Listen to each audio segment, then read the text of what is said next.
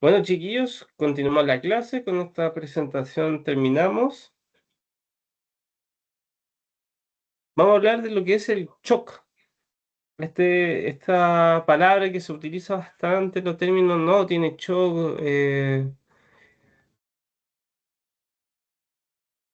pasó? Vamos a ver. Bueno, el shock como tal es un estado que se caracteriza por la hipoperfusión. Acá hablamos de que el oxígeno en la sangre es vital y cuando al cuerpo humano no le llega el oxígeno, que puede ser por diferentes motivos, por ejemplo, una asfixia o que la sangre que está circulando no es la suficiente o es de mala calidad y no llega oxígeno a los tejidos, se transforma en una hipoperfusión y se genera a través de que se genera sintomatología de shock. Esto quiere decir básicamente que es una baja repentina de flujo sanguíneo en el cuerpo y el oxígeno llega a todos los órganos. Y en verdad es un problema de la circulación, es un problema ya cardiovascular. Y acá tenemos diferentes tipos de shock. El primer shock del cual vamos a hablar es del cardiogénico. Y este shock refiere cuando el corazón falla o no es capaz de bombear sangre oxigenada al cuerpo, provocando una falla en la perfusión. Básicamente el corazón no puede bombear suficiente sangre y el oxígeno hacia el cerebro o hacia otros órganos vitales. Por ejemplo, acá en la imagen que estamos viendo, vemos las arterias coronarias del corazón y vemos que están tapadas. Está bloqueada esta arteria y estar bloqueada a esta zona del corazón, a estas células, no les llega oxígeno, por lo cual empiezan a morir progresivamente. Y acá tenemos, por ejemplo, un shock cardiogénico, y que este shock, al conservarse, se traduce a un infarto y después, posteriormente, una muerte. Acá tenemos un ejemplo del tipo de shock cardiogénico. Después tenemos otro tipo de shock que se llama hipovolémico, que habla hipo, bajo, volémico de volumen.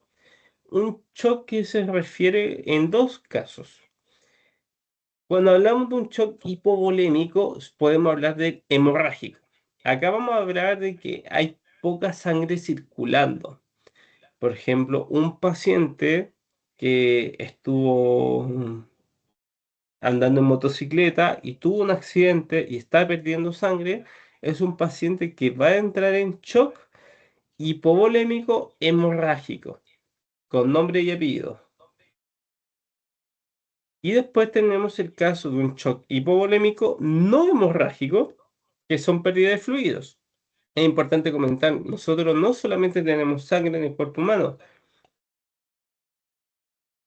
esto se produce en no hemorrágico cuando se pierden líquidos que no son sangre. Por ejemplo, la diarrea, el vómito, las quemaduras, la deshidratación. Por ejemplo, un paciente que estamos en terreno, voy a asimilarlo como a diferentes ejemplos al aire libre para que vayan internalizándolo. Estamos en un campamento en la Laguna Verde. Llevamos 4 días de expedición. Nos estamos preparando para los Ojos del Salado. Y uno de los participantes se enferma del estómago y empieza a tener vómitos y diarrea a causa de una infección estomacal. Este paciente va a tener estos dos síntomas, estos dos signos. Va a tener diarrea, va a tener vómito y se va a deshidratar. Toda el agua que le vamos a intentar dar no le va a servir y va a llegar a un punto que por la altura geográfica y por esta enfermedad va a estar tan deshidratado que va a entrar en un shock. Por lo cual es importante que se entienda esto, de que no es difícil entrar en un shock hipovolémico no hemorrágico. Nos ponemos en otros casos, pacientes que tengan quemaduras, pacientes quemados son generalmente pacientes con shock hipovolémico. De hecho, en la medicina automáticamente se hace esa similitud. Paciente que, que tiene quemadura, automáticamente es un paciente con shock hipovolémico. ¿Qué otro caso pudiéramos enfrentar a un paciente con shock hipovolémico? Un maratonista que está haciendo triatlón, no se hidrató bien, sufrió pérdida de electrolitos y automáticamente puede tener un shock hipovolémico. Un shock neurogénico. Acá se produce por una lesión en la columna cervical, ¿no es cierto? Acá tenemos la cervical. ¿Y qué es lo que sucede? Básicamente lo que se genera es una vasoconstricción.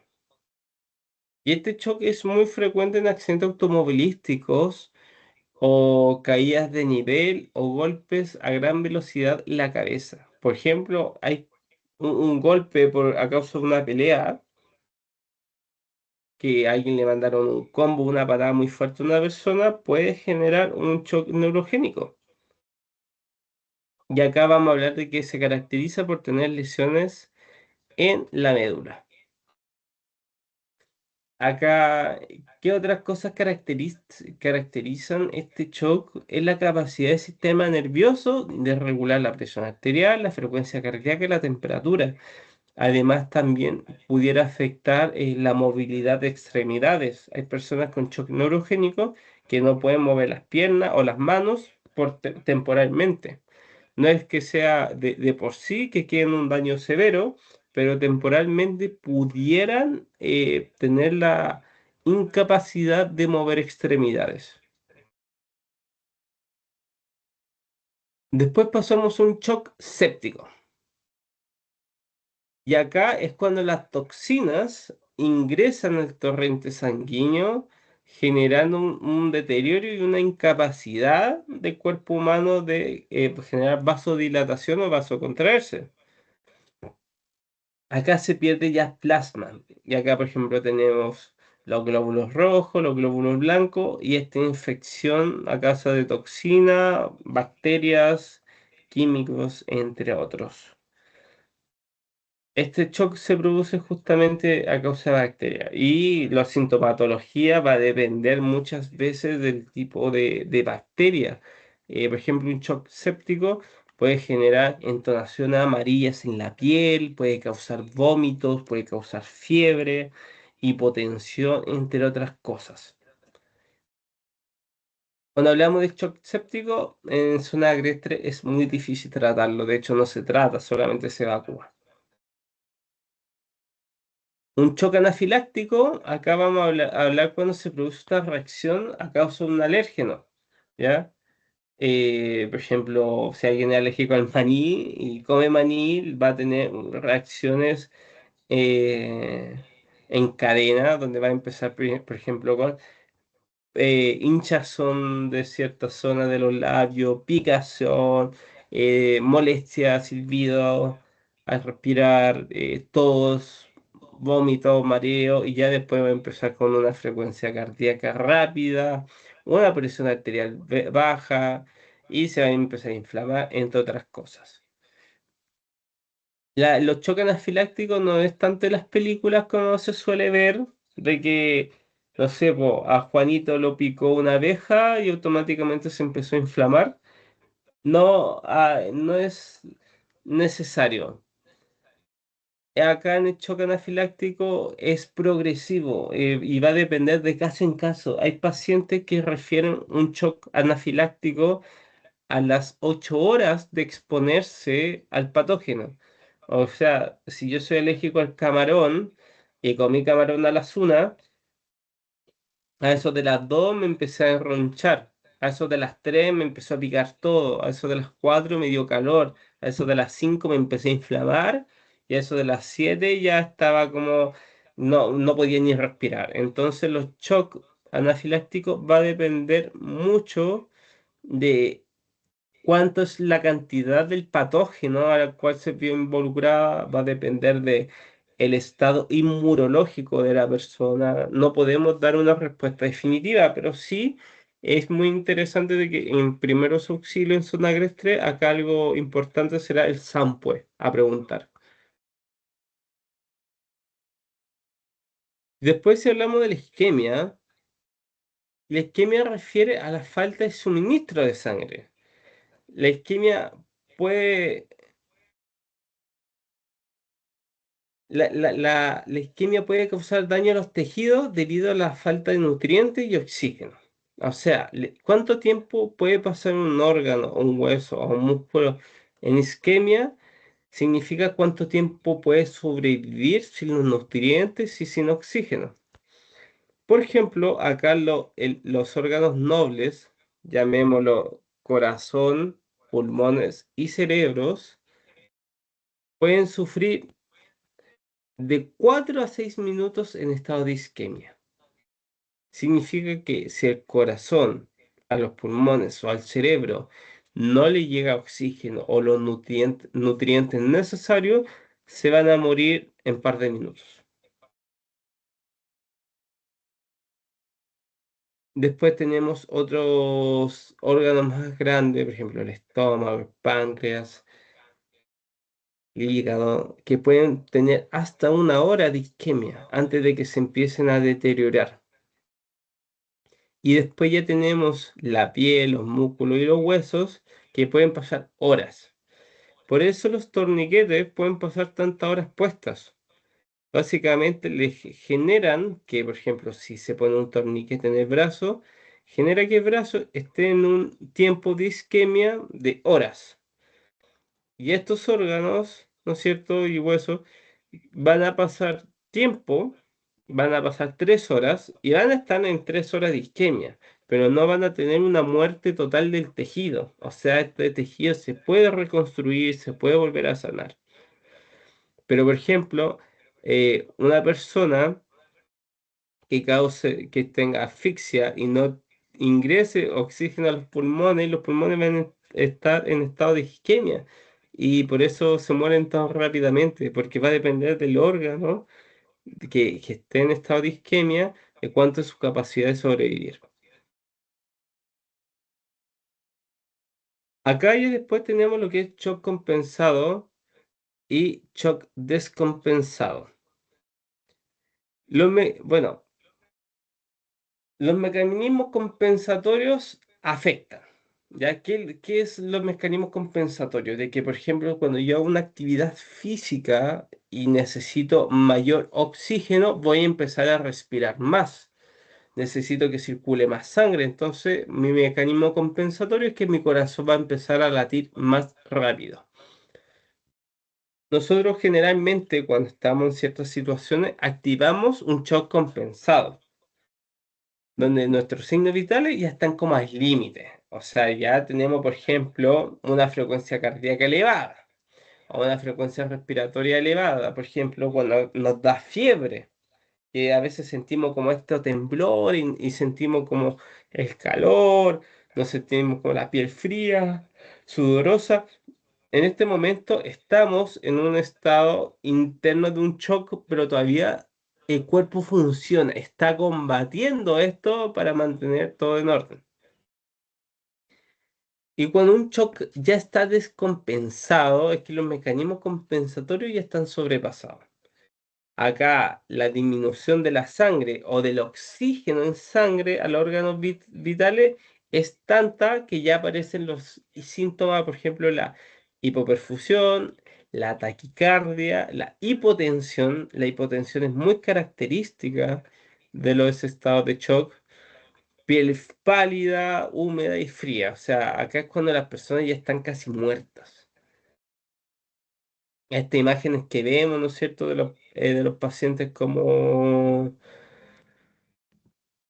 que ya están tirando la cola en un choque descompensado. Y ya para ir finalizando, acá les voy a hablar acerca del diamante letal, que se refiere a un paciente politraumatizado. O sea, es un paciente que tuvo muchos traumas, mucha pérdida de sangre, y su cuerpo está pasando por todo esto al mismo tiempo. O sea, por la pérdida de sangre, este paciente lo más seguro es que esté pasando por una hipotermia. Así es, cabo, la sangre transporta energía, transporta oxígeno, nutrientes. Si la sangre no circula o no hay sangre, es un paciente que va a estar en estado de hipotermia. Significa que un paciente en shock automáticamente ya saben que hay que abrigarlo. Un paciente en shock además va a tener coagulopatías. Lo más seguro es que como no tenga tanta sangre, le van a faltar glóbulos rojos y los glóbulos rojos no van a poder transportar el oxígeno. Entonces, a lo mejor el paciente respira y respira, pero no se siente mejor. Y es que al no tener sangre, ese oxígeno que está respirando no puede ser transportado. Y después, por ejemplo, tenemos una hipocalcemia. La hipocalcemia, al tener poco calcio, el calcio es vital para generar reacciones musculares. Para la contracción muscular muchas veces se habla del potasio. ¿Han escuchado acerca del potasio en modo de ese ejercicio?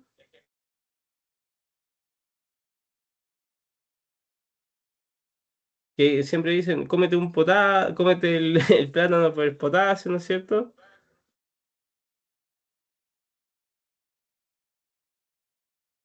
No, sí.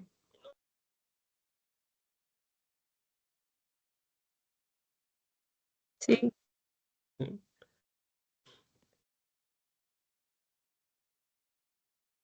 Bueno, básicamente siempre se nos ha hablado del potasio para los calambres, pero siempre se olvida mencionar de que el potasio no es lo único. Para generar las contracciones musculares necesitamos potasio, calcio y sodio.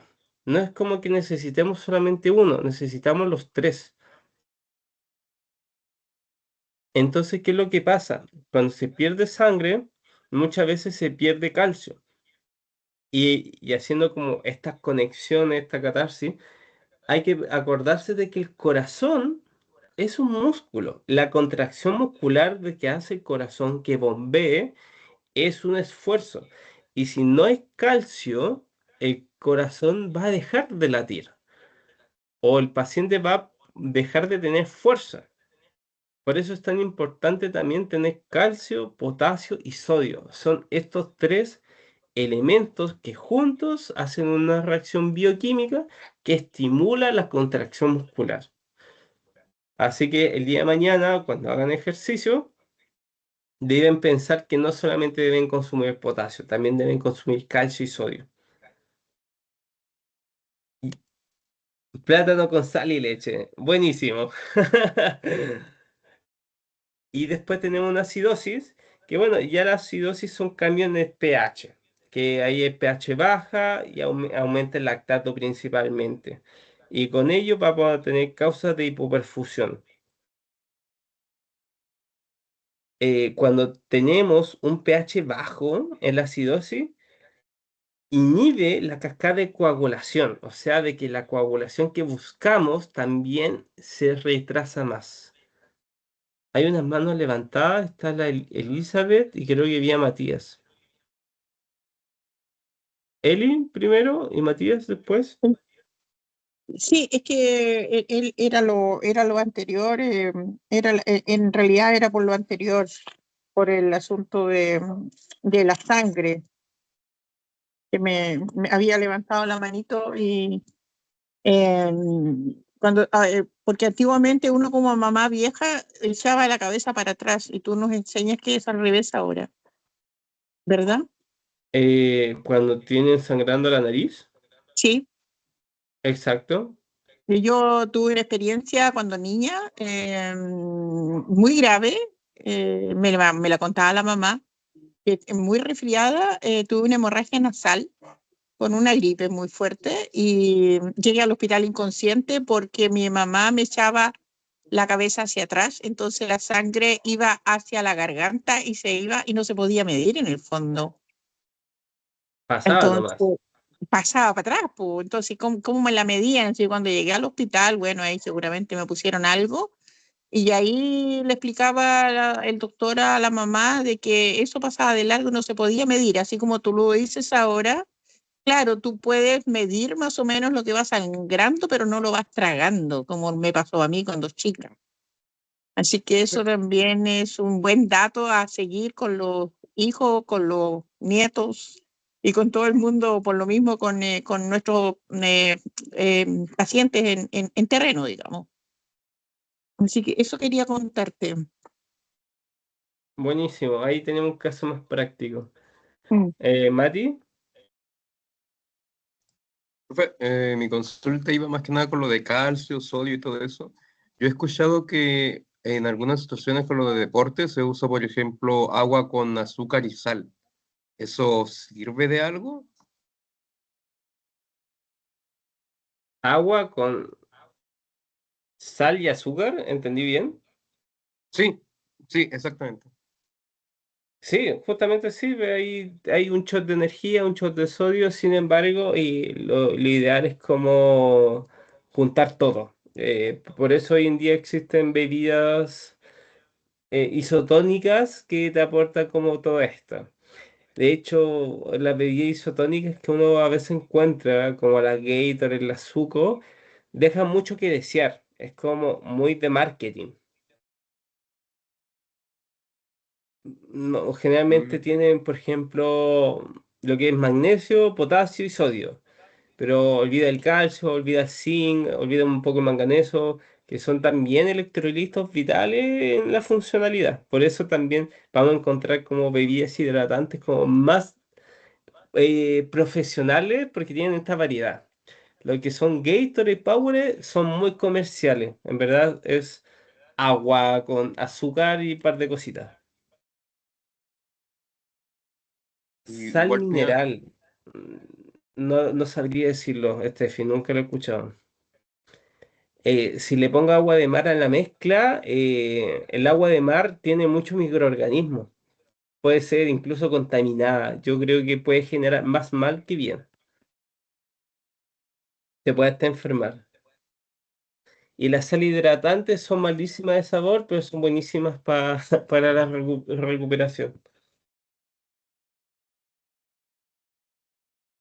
A ver, acá hay una pregunta. Eduardo, ¿esto se relaciona con el síndrome de compartimiento? No necesariamente. El síndrome de compartimiento pudiera generar un estado de shock.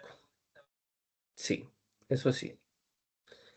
Ah, sí, la isquemia, justamente. Bueno, el cuerpo va a estar en estado de isquemia, pero va a liberar radicales y ahí va a quedar la escoba. Esos chiquillos. Acá tenemos el resumen, si es que le quieren sacar una fotito. El diamante mortal. A lo mejor esto no lo habían visto en algún WAFA o WFR anteriormente, que se habla poco acerca del que... ¿Y por qué les explico esto? Porque me toma el tiempo. Es para entender de que en un paciente que pierde sangre, una vez se queda pensando, ok, voy a detener el sangrado y controlo el sangrado. Pero ¿qué más puedo hacer? Y de acá viene esto de entender de que en un paciente que está perdiendo sangre, está pasando internamente esto. Está teniendo trastorno de coagulación. Le va a costar coagular. Que está perdiendo también electrolitos. Y además le va a dar frío, va a estar en estado de hipotermia.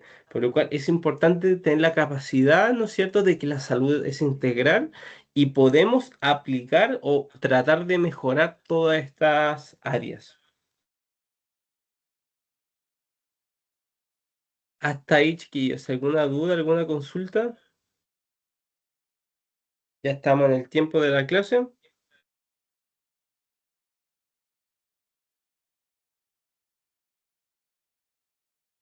No, todo bien, todo claro, Gonzalo.